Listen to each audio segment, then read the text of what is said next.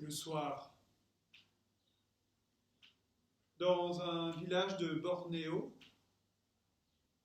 des petites cahutes de paysans misérables, les unes à côté des autres. Dans la cahute la plus éloignée du village, à l'orée de la forêt, un homme seul est attablé. Il mange un gruau fait d'orge pilée avec de l'eau et un petit peu de canne à sucre. Il boit de l'eau. Il n'a plus de vin, il n'a plus de viande. Et il est seul. Le voilà seul depuis de nombreuses années, le voilà miséreux depuis de nombreuses années. Personne dans le village ne semble le considérer. Il va se coucher seul et misérable. Le matin, comme tous les matins, cet homme se prépare pour aller travailler à l'autre côté de la forêt, aller récolter le manioc, aller récolter le poivre et le riz dans les rizières qui sont accolées aux collines, le long de la rivière. Chemin faisant, il décide aujourd'hui de prendre un autre chemin qu'il n'a pas l'habitude de prendre dans cette forêt. Il s'aventure et là, sur sa droite,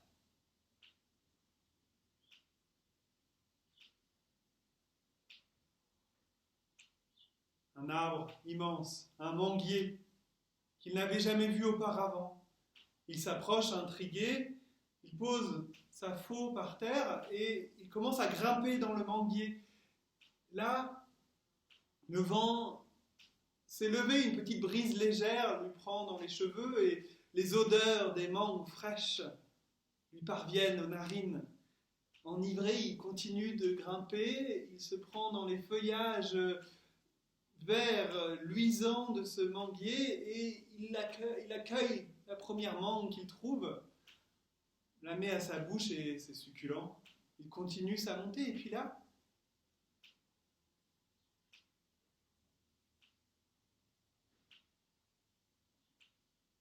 un trait fulgurant blanc vient lui passer devant avec un petit bourdonnement assez atypique. L'homme se dit « Qu'est-ce que c'est ? Quel est cet insecte rapide et d'un étincelant plumage blanc ?» Il continue à grimper et il voit de plus en plus de ces abeilles blanches immaculées qui commencent à lui tourner autour de manière très vive. Alors il continue et là il atteint finalement la cime de l'arbre et il voit tout en haut de cette cime un nid d'abeilles argentées. Des abeilles qu'il n'avait jamais vues alors, des abeilles dont il ne connaissait pas l'existence, mais qui étaient très très vives et très actives à ce moment-là. Regaillardi, il prend alors la décision de décrocher ce nid d'abeilles, redescend doucement de son arbre et met ce nid dans son panier. Il va au champ, fait sa journée de travail et le soir rentre bien sagement jusqu'à la maison.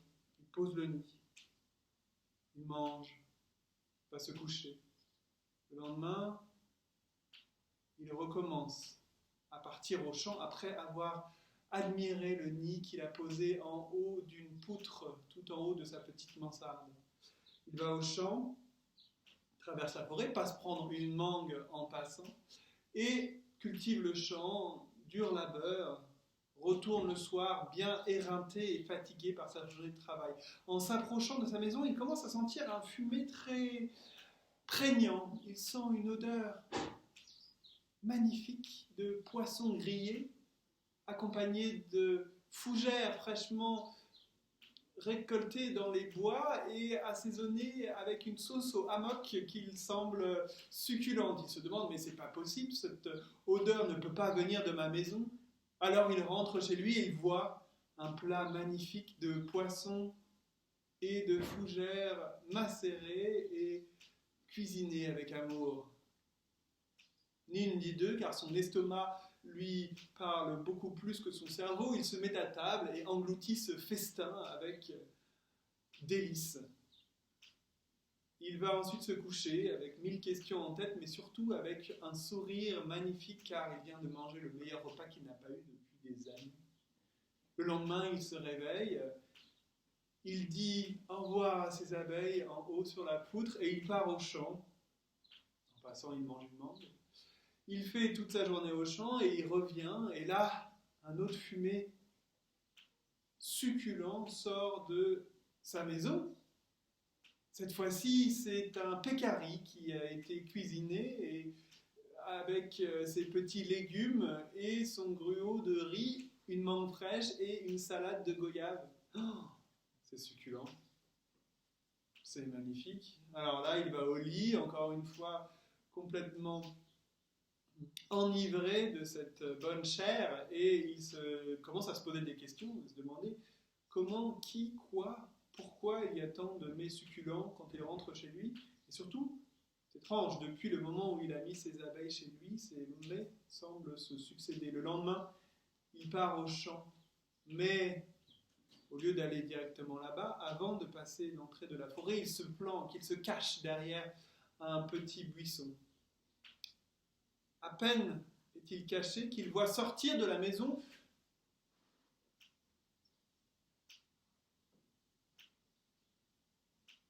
une grande femme magnifique qui sent la mangue et qui porte sur sa tête un pot vide qu'elle va aller chercher, avec lequel elle va chercher de l'eau au puits.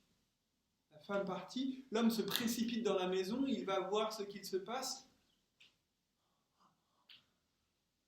Il va voir au niveau de nid des abeilles, il se trouve qu'aucune abeille ne sont là, elles sont toutes parties, mais le nid est toujours là. Il décide donc de mettre ce nid sous clé et se dit que les abeilles finalement lui ont fait apparaître cette femme. Si jamais il peut retenir ce nid et ces abeilles à l'intérieur de sa maison, alors la femme pourra elle rester elle aussi.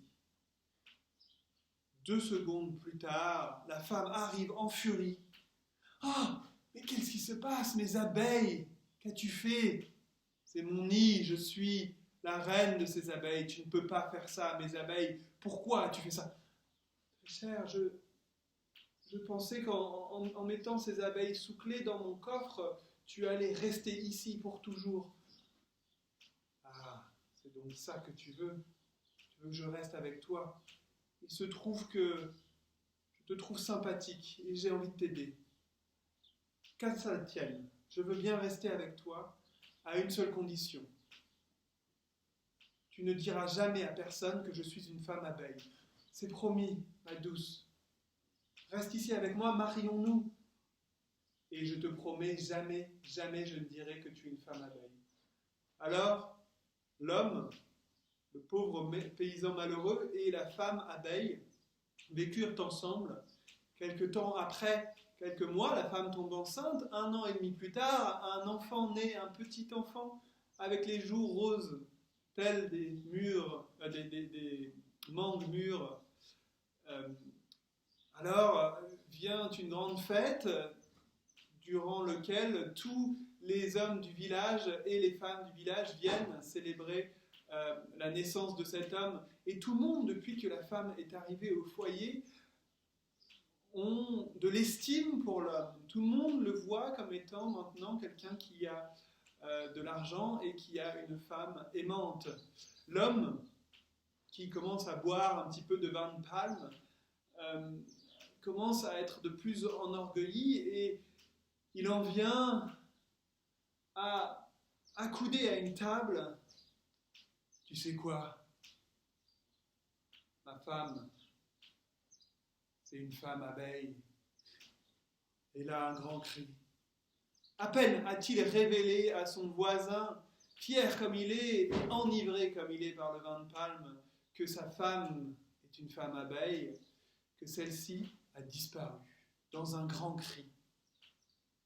Et on voit virevolter une petite abeille blanche qui file jusque dans la forêt. L'homme prend son enfant, sort en courant et en pleurant de la maison et il part jusque dans la forêt. Là, il suit le point blanc qui vole devant lui. Il le suit nuit et jour. Durant 7 jours, l'enfant dans les bras, ils mangent ce qu'ils peuvent trouver dans la forêt, ils continuent leur chemin. Et là, ils arrivent, au bout de 7 jours et 7 nuits, dans une vieille mansarde, à côté de la rivière.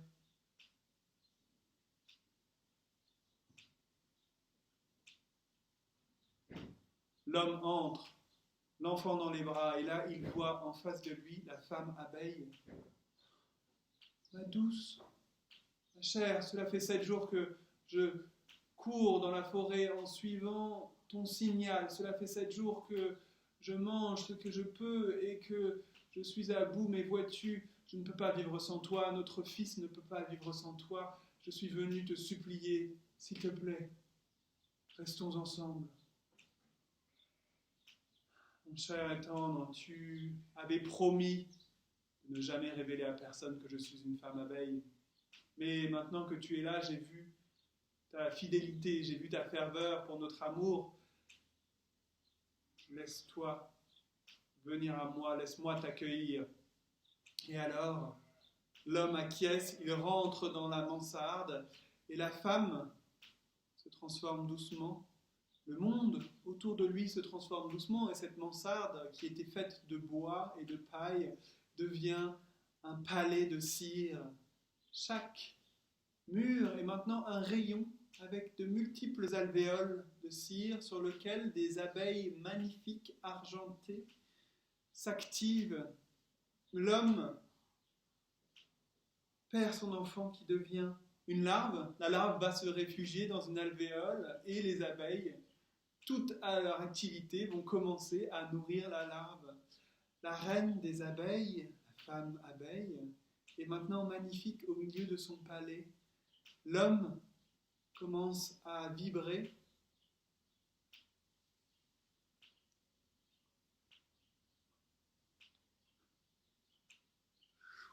Deux yeux énormes, faits de milliards de petites omatidies, se sont formés au sommet de son crâne. 3 petites ocelles, des yeux qui permettent de voir les nuances de gris et l'élévation du soleil, se sont formés au niveau de son crâne. 2 antennes pour pouvoir sentir le monde environnant et les fleurs se sont fixées au niveau de son crâne et sa bouche s'est allongée dans une langue très très longue qui permet d'aller tout au fond des fleurs. Son corps s'est divisé en 2 parties, en haut le thorax, tout bombé, et en bas l'abdomen. Enfin, une paire de pattes supplémentaires lui a poussé au niveau de ce thorax. Il compte maintenant 3 paires de pattes, et 2 paires d'ailes lui permettent de voler. L'homme est maintenant devenu une abeille.